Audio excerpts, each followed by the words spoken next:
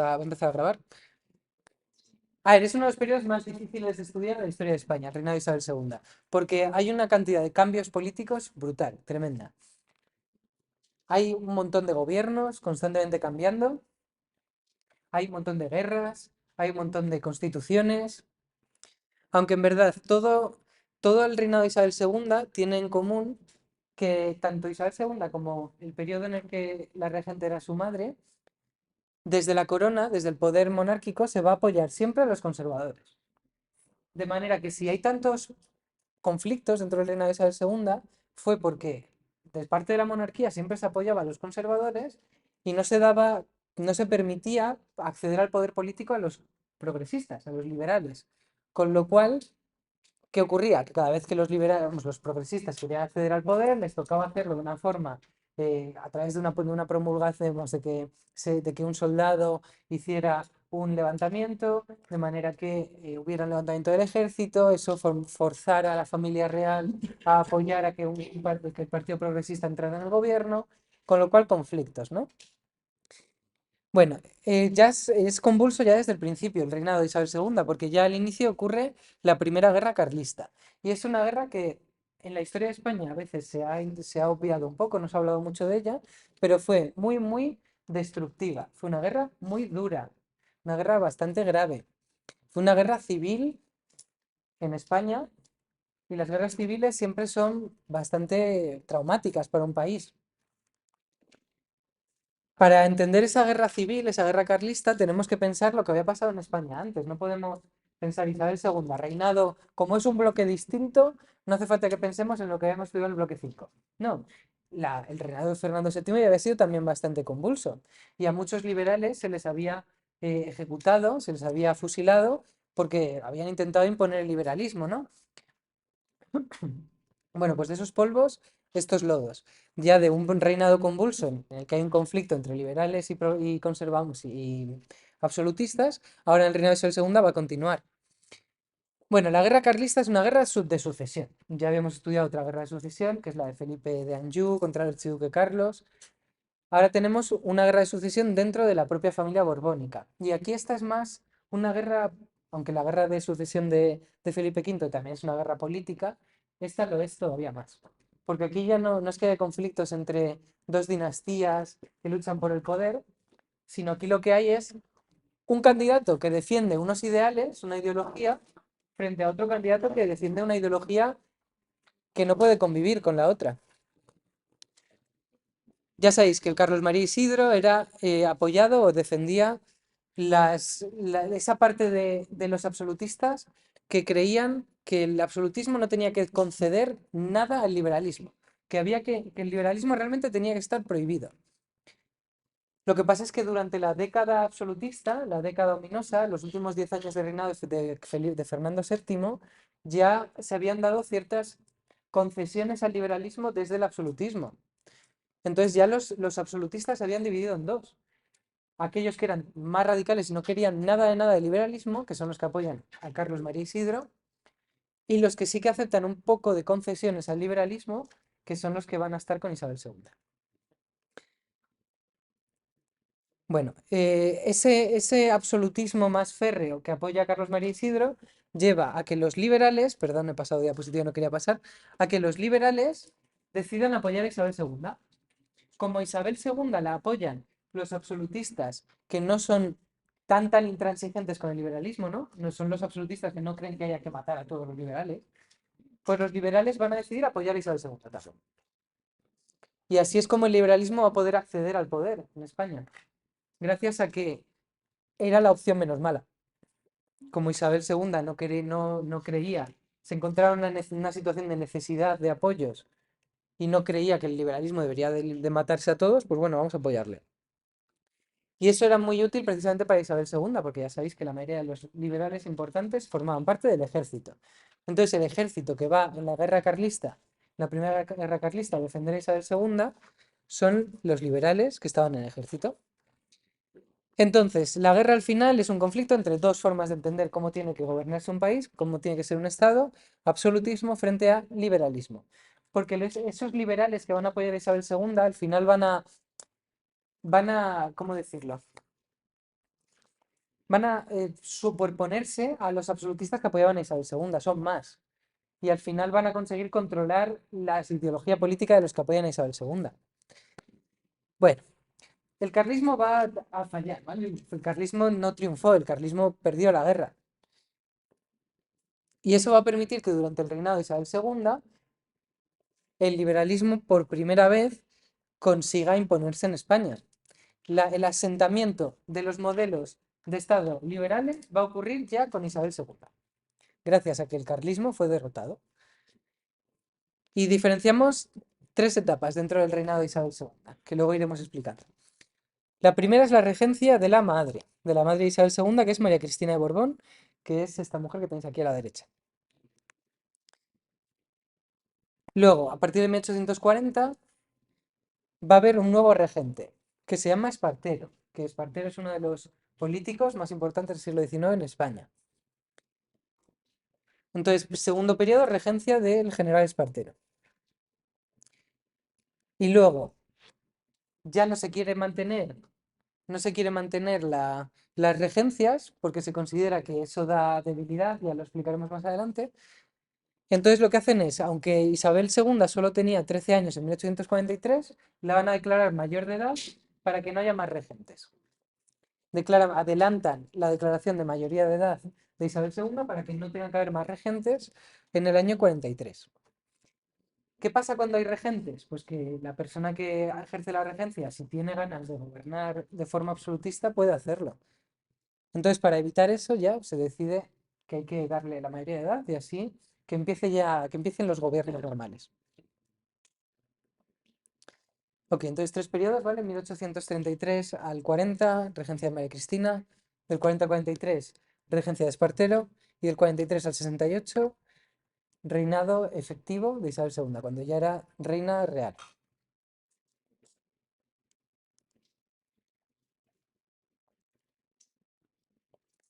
Bueno, ahora eso sería la introducción un poco del reinado. Sí que os lo dejo aquí.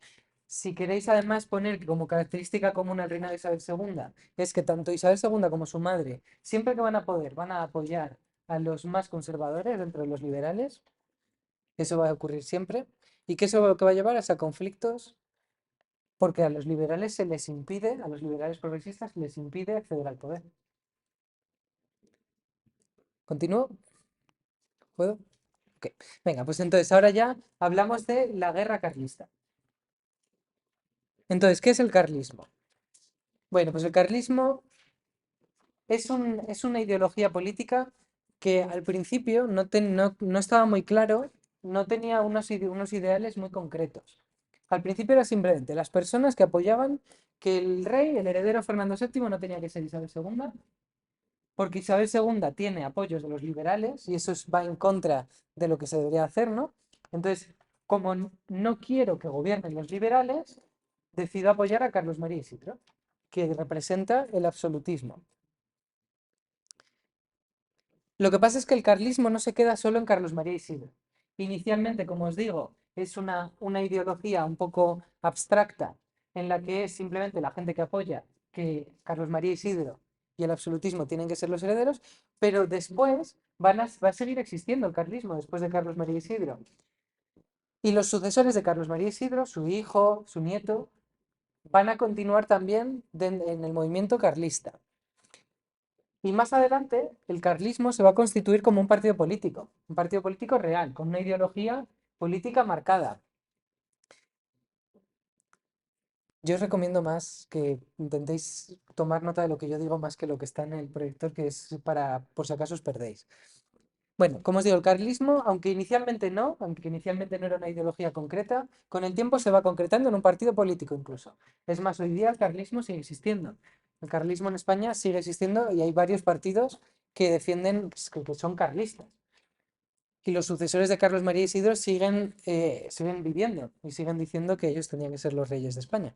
Bueno, entonces el carlismo es un movimiento que defendía a ultranza el mantenimiento de las viejas tradiciones del antiguo régimen y era una oposición directamente abierta a la revolución liberal que entendían como la modernidad. Entonces son los conservadores que no quieren que haya una modernidad, es decir, no haya liberalismo. Bueno, el lema del carlismo es Dios, patria y rey. Dios, patria y rey. Y ellos, los guerrilleros carlistas, los soldados, su característica estética habitualmente es este gorro rojo, esa chapela roja, que siempre ha identificado el carlismo en la historia de España. Entonces, como os digo, esto ya lo he comentado, en sus comienzos el ideario político carlista era difuso, pero con el tiempo va consiguiendo unos principios elementales del carlismo. Entonces, vamos explicándolos cuáles son esos principios que con el tiempo se configuran como el ideario del carlismo. Absolutismo monárquico, no hay que decir más, ¿no? Ya lo hemos dejado claro varias veces. Luego, un catolicismo excluyente, ya lo dice el lema, Dios, patria y rey. Entonces, un catolicismo excluyente, no se tiene que permitir ninguna otra religión en España. En restaurar a la Iglesia como una de las instituciones más poderosas, ¿no? Esto es propio de los Austrias del antiguo régimen. Dime.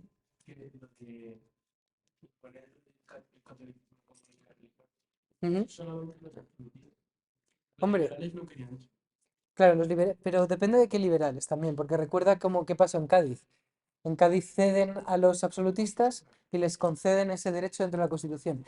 Luego, durante el sexenio absolutista de Fernando VII, los doceañistas se van haciendo más conservadores y en el trienio liberal chocan con los veinteañistas, que son los liberales, que sí que creen que tendría que haber libertad de culto, pero los doceañistas no tanto. Entonces, dentro del liberalismo se va a ir configurando una ideología liberal que está a favor de que la religión debería ser solo la católica, que serían los liberales, pero conservadores. Con lo cual, no todos los liberales creen que haya que defender una libertad religiosa. Lo que pasa es que estos lo tienen muy claro. Estos lo defienden de la forma más clara que se puede hacer. Luego, en el carlismo siempre ocurre que hay una idealización del medio rural. ¿Por qué? Pues porque se entiende la ciudad como la modernidad. Entonces ellos rechazan la modernidad. Ellos creen que la ideología liberal es urbana, entonces hay que estar en contra de eso.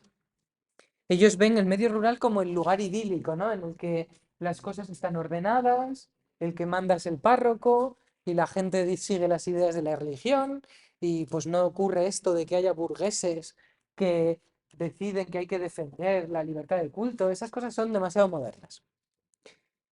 Rechaza la sociedad urbana e industrial. Entonces, esto de aquí de que idealización del medio rural ya nos va a dar una característica del carlismo. El carlismo no va a ser muy habitual en las ciudades, más bien al contrario. Precisamente en las ciudades el carlismo no va a triunfar. Durante la guerra carlista, mismamente, la mayoría de las ciudades grandes se mantuvieron no carlistas, se mantuvieron en favor de Isabel II. Luego, defensa, y yo creo que esta es la característica más, la que se suele señalar más dentro del carlismo, que es defender los fueros históricos de la monarquía hispánica. ¿Y dónde había fueros en la monarquía hispánica? Pues en el País Vasco, en Navarra, en Cataluña y poco más, ¿no? No había muchos más fueros. ¿Por qué durante la guerra de independencia de Felipe V en Cataluña se apoyaba al archiduque Carlos? Porque identificaban que los Borbones sabían que los Borbones eran centralistas e iban a eliminar los fueros. Felipe V eliminó los fueros. Tenéis que saberlo, venga, estas son cosas que tenéis que saber para los siguientes trimestres y para el EBAU. ¿Qué pasó en los decretos de nueva planta? Impuso los de Castilla, impuso las leyes de Castilla en Aragón y en Cataluña. Con lo cual, en Aragón y en Cataluña ya no había más fueros a partir de Felipe V después de los decretos de nueva planta.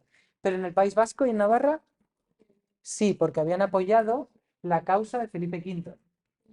El carlismo va a defender que tiene que haber fueros no solo en Navarra y en el País Vasco, sino también en Cataluña. Es como que rescata esa defensa ideológica que viene desde tiempo atrás, desde los Austrias. Cuando habíamos estado comentando la Constitución de Cádiz, uno de los artículos ponía que las leyes de comercio, de código penal y no sé cuál era la otra, iban a ser las mismas para todo el Estado español. Y yo os decía, eso significa que los liberales ya en la Constitución de Cádiz creen que tiene que haber las mismas leyes para toda la península. Los carlistas opinan lo contrario. Dicen que no, que Cataluña tiene que tener sus leyes, tiene que tener sus fueros, Navarra tiene que tener sus leyes, sus fueros, con lo cual estaban en contra de los liberales porque creían que había que hacer una centralización de las leyes, una uniformización de las leyes. Eso lo creían los liberales. Tradicionalmente se ha visto como el rasgo definitorio del carlismo, aunque hoy se está relativizando la importancia. Bueno, entonces, ¿cuáles son los apoyos del carlismo? ¿Quiénes son las personas que apoyaban el carlismo? Pues claramente, sobre todo, una parte del clero que cree que los liberales son anticlericales. Yo ya os comenté que con el trienio liberal ocurrió que el duque de Angulema intentaba defender que no había que hacer detenciones arbitrarias de los liberales. ¿Y por qué? ¿Y eso qué iba a llevar? Iba a llevar a que la gente iba a estar muy enfadada porque se prohibiera que pudieran detenerse a los liberales como que ellos quisieran, y eso llevó a que hubiera muchos agitadores. Y os decía, esos agitadores antiliberales principalmente son clérigos, son los curas de los pueblos. Bueno, pues estos son los que apoyan el carlismo. Ese sector que identifica al liberalismo un poco con el demonio, con ir en contra de la iglesia. No significa que todo el clero fuera carlista, ni mucho menos. En las Cortes de Cádiz hubo liberales que eran clérigos, pero sí que una parte importante del clero va a sentirse identificada con esto.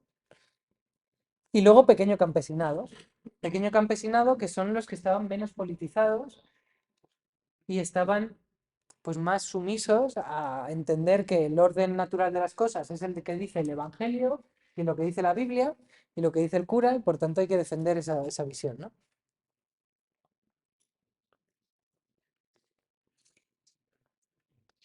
Pero también hay que decir que esos campesinos no es que el liberalismo luchara mucho por ellos, porque ya hemos comentado que cuando los liberales en Cádiz eliminan el señorío, lo que hacen es reconocer que los que eran señores de tal sitio no son señores, pero ahora pasan a ser los propietarios de la tierra. Los liberales lo podían haber hecho de otra forma, perfectamente. Los liberales perfectamente podrían haber dicho, esas tierras se las vamos a repartir a los campesinos que son los que las trabajan, pero no lo hicieron. Entonces hay que ver también cómo los liberales no es que fueran aquí los comunistas que defienden los derechos del pueblo, con lo cual es lógico que los campesinos tampoco estuvieran radicalizados en favor del liberalismo, ni mucho menos, porque no defiende sus intereses de forma clara. Y luego, dónde triunfa el carlismo geográficamente? Pues en las zonas donde va a defender sus fueros históricos.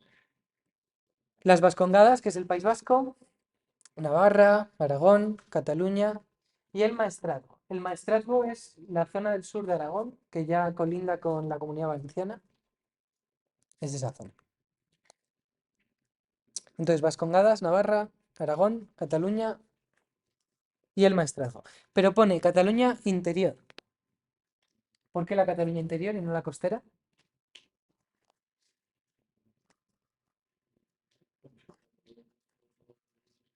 Eso es, claro. Estaba más urbanizada, estaba más industrializada, entonces no tenía lógica que el carlismo que defiende estas ideas fuera a triunfar allí. Es más, la Cataluña costera, lo que va a triunfar ideológicamente, lo que se va a extender es el anarquismo, que es básicamente lo contrario al carlismo. Bueno, guerras carlistas hay tres. Guerras carlistas hay tres. Durante el reinado de Isabel II, dos. Pero en verdad, esas tres guerras carlistas, la que es verdaderamente decisoria y la que es súper importante dentro de la historia de España es la primera guerra carlista.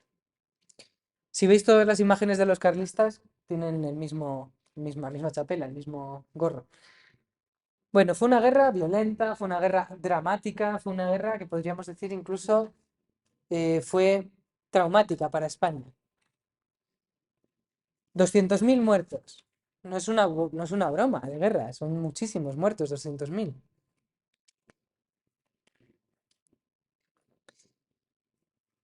Bueno, la primera guerra carlista ya empieza al poco de que Fernando VII muera. Ya al poco, Carlos V, que es Carlos María Isidro, porque Carlos V me diríais, pero ya hay un Carlos V. No, porque Carlos V es quinto de Alemania, es Carlos I de Castilla o de España, quinto de Alemania. Luego estaba Carlos II, que era el hechizado, Carlos III, que es el déspota ilustrado, Carlos IV, que es el padre de Fernando VII, y ahora tenemos a Carlos María Isidro, que se llama Carlos V. Carlos V, este Carlos María Isidro, él entra desde Francia y se hace nombrar rey, ya al poco de morir Fernando VII. Y hay partes del ejército en diferentes zonas de España que se levantan para apoyarle a él, para no reconocer a Isabel II. En la mayoría de España se sofoca ese levantamiento militar, pero hay zonas, sobre todo zonas rurales, en las cuales es mucho más difícil que el ejército controle la situación, en las cuales el carlismo va a no ser suprimido, van a seguir fuertes. Entonces, si miramos el mapa, en este mapa nos dice cuáles son las zonas que más apoyan el carlismo. Este mapa es de la Wikipedia, entonces buscando en la Wikipedia, busquéis en Google mapa guerra carlista, primera guerra carlista y lo vais a encontrar. Pero se ve bastante bien cuáles son las zonas que más apoyos tuvieron del carlismo.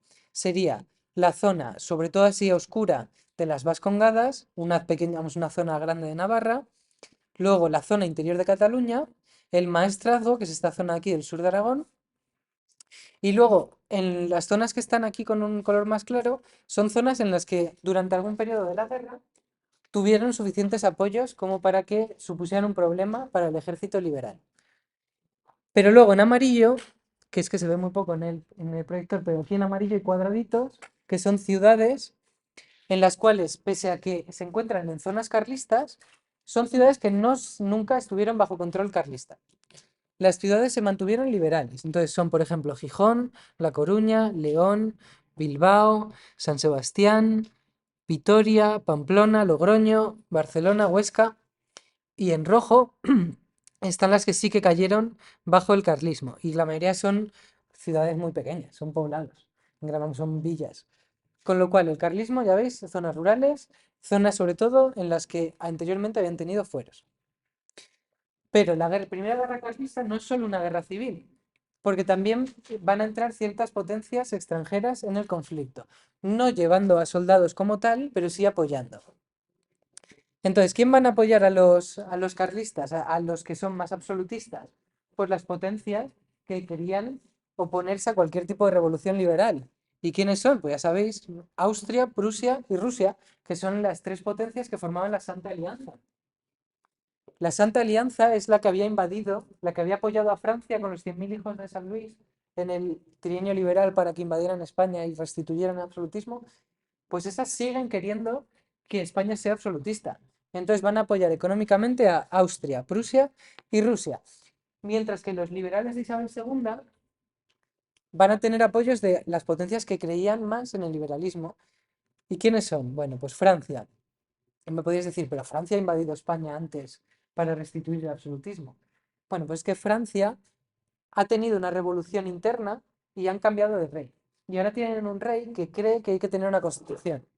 Y es un rey mucho más moderno, un rey que acepta el liberalismo. Por lo tanto, Francia se ha cambiado de bando y ahora Francia y Reino Unido van a apoyar sobre todo a los liberales en España.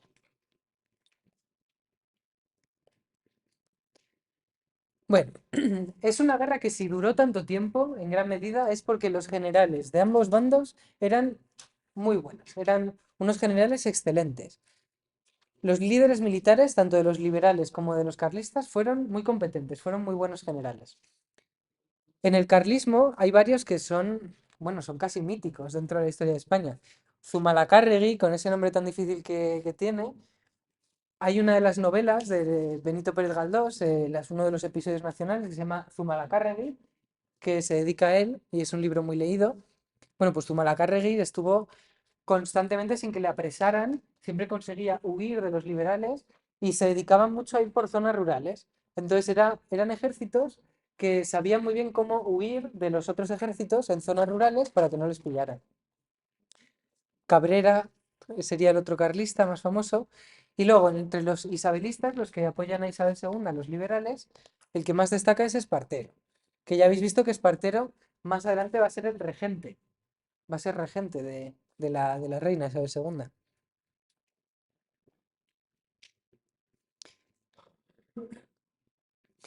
Dadme un segundo que voy a buscar a Cabrera en internet porque me hizo gracia.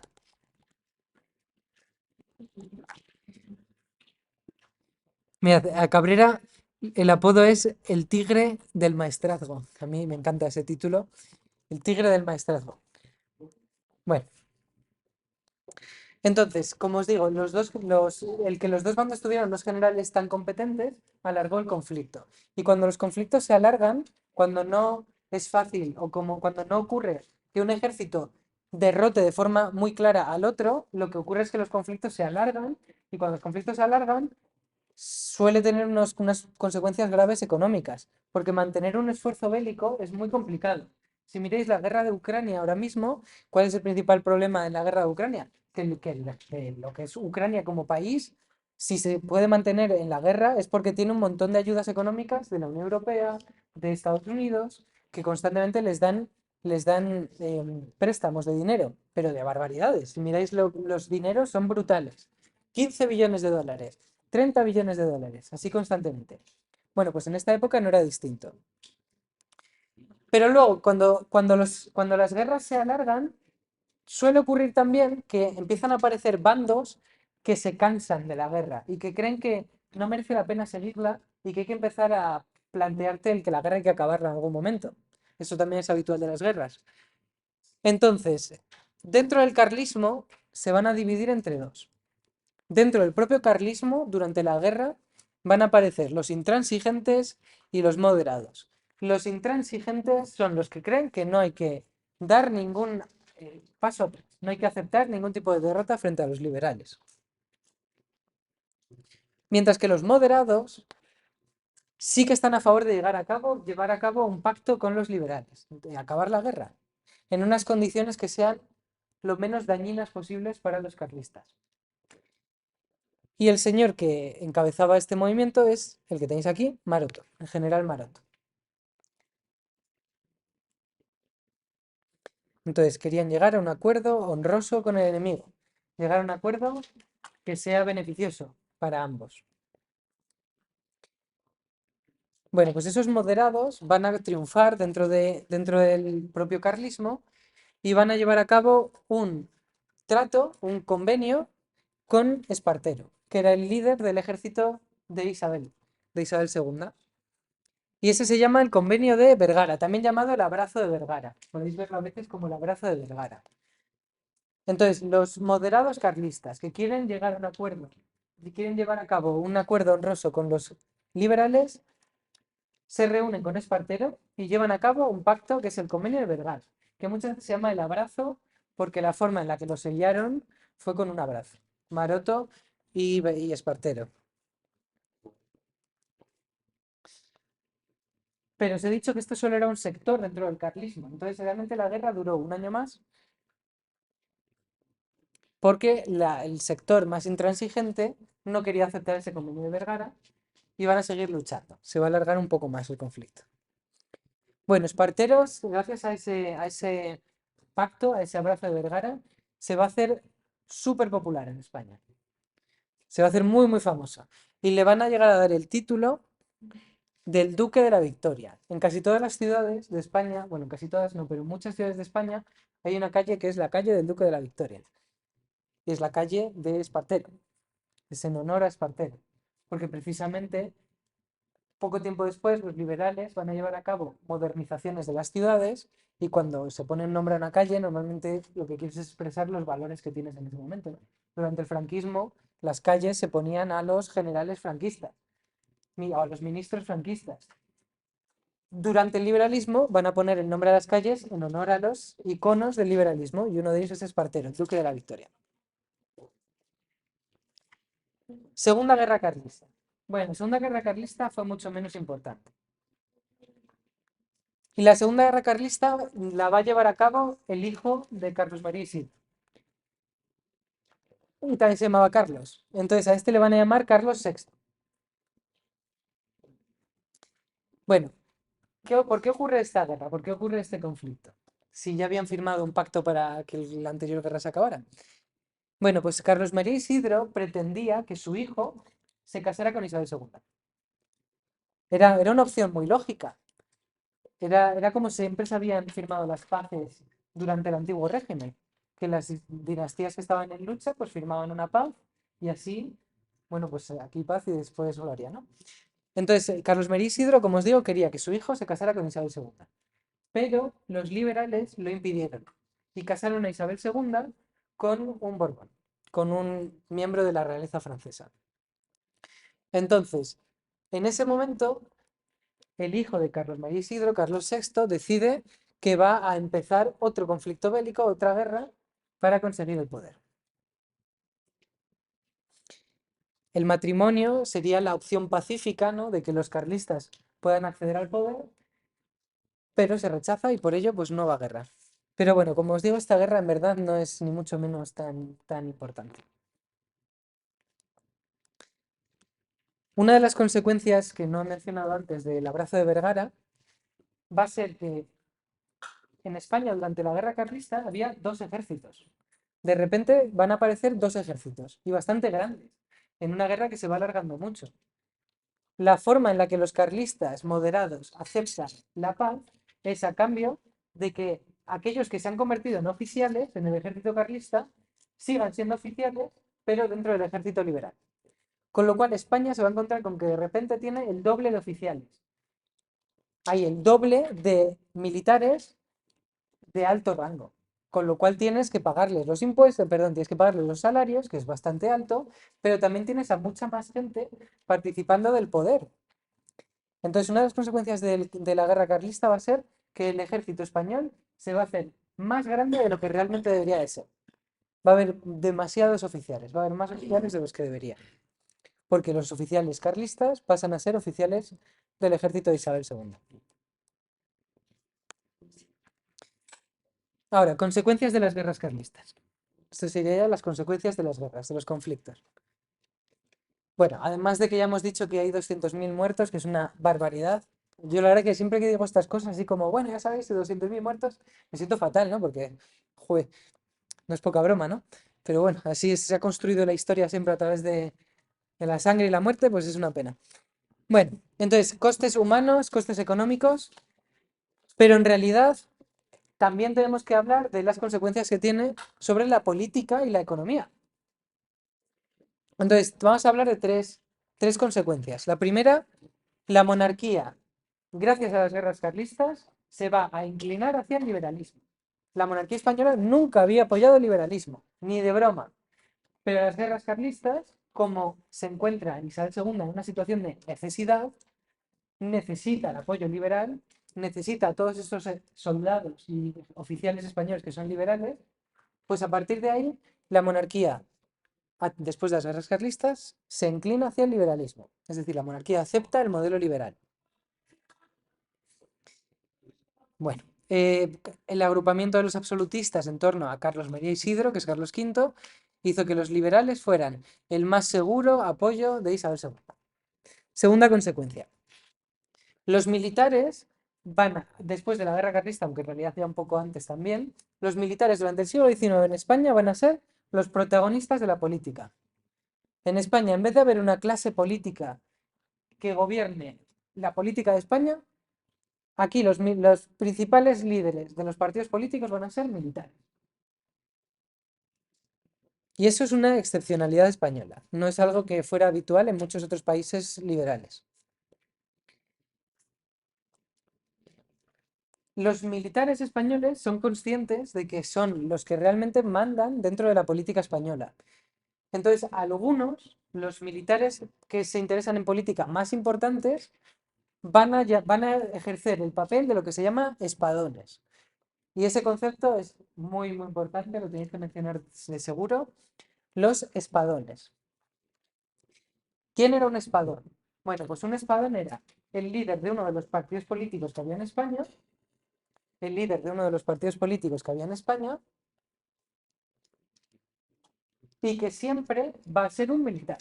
Siempre va a ser un militar de alto rango, un general. Y lo vamos a ver, que es que cada partido político tenía su espadón, que era un militar que les defendía sus intereses políticos, sus ideologías. Cada partido político se apoyaba en un militar. Entonces, esos espadones son los que lideran los partidos políticos y realmente son los árbitros de la política española. Cuando la reina, por ejemplo, Isabel II, no permita constantemente va a impedir que los liberales progresistas accedan al gobierno. ¿Qué va a pasar? Que el Partido Progresista va a llamar a su espadón y le va a reclamar que hagan un golpe de Estado, bueno, pronunciamiento, frente a Isabel II para forzar a Isabel II a que permita a los progresistas que haya un gobierno. Entonces, ¿qué ocurre en España? Pues que no es un verdadero sistema democrático, ni mucho menos, vamos, ni de broma, porque aquí la política en gran medida se decide con lo que hacen los militares. Y la herramienta con la que los militares participan en política es el pronunciamiento. Y del pronunciamiento ya hemos hablado varias veces, pero durante el reinado de Isabel II hay que volver a mencionarlo. El pronunciamiento, es decir, un militar o una parte importante del ejército haciendo un pronunciamiento, es decir, un papel en el que reclaman u obligan a que la monarca haga algo, es la forma en la que se llevan a cabo los cambios políticos. Cuando quieres que haya un cambio de progresismo a conservadurismo o de conservadurismo a progresismo, tiene que haber un pronunciamiento. Así es como funciona la política en España, a través del ejército, de forma violenta. Tercera consecuencia, ya os he dicho que la guerra, al alargarse tanto, va a tener unos gastos muy grandes. Y eso va a forzar a que la nueva monarquía liberal tenga que conseguir dinero de algún sitio. Como no hay dinero para la guerra, lo que se va a llevar a cabo son desamortizaciones. Entonces, este punto de aquí de las desamortizaciones de Mendizábal, vais a ver que la primera de ellas, la de Mendizábal, se llevó a cabo principalmente para conseguir dinero para la guerra. La forma de conseguir dinero para la guerra, de la guerra carlista, fue privatizar los territorios de las manos muertas para venderlos. Y entonces, con el dinero de vender tierras que no se utilizaban, así se consigue dinero para la guerra. Entonces, el coste tan alto de la guerra carlista llevó a cambios importantes en la política liberal.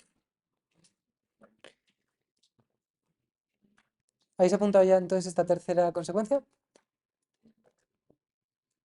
Los enormes gastos de la guerra forzaron al gobierno liberal a tomar medidas como la desamortización de Mendizábal, por ejemplo.